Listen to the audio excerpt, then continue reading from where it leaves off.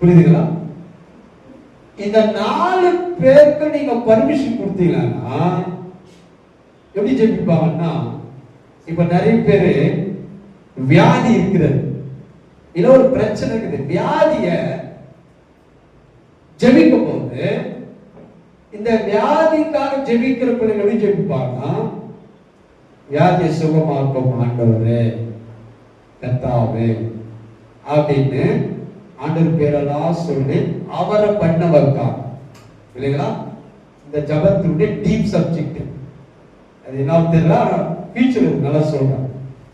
அப்போ நீங்க ஜபத்துல கர்த்தரையும் கூப்பிடுறோம், அப்புறம் வியாதியும் சொல்றோம், பிரச்சனையும் சொல்றோம், முடிவுல ஆண்டவரை நீர் செய்ய சொல்றோம்.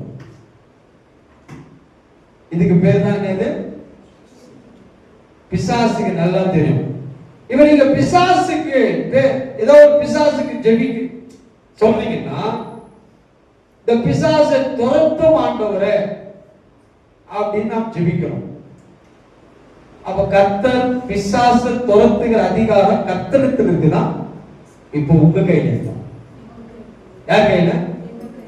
ஆனா நாம் எல்லாரும் யார் துரத்த சொல்றோம்? யார் துரத்த சொல்றோம்? இதுதான் ஜப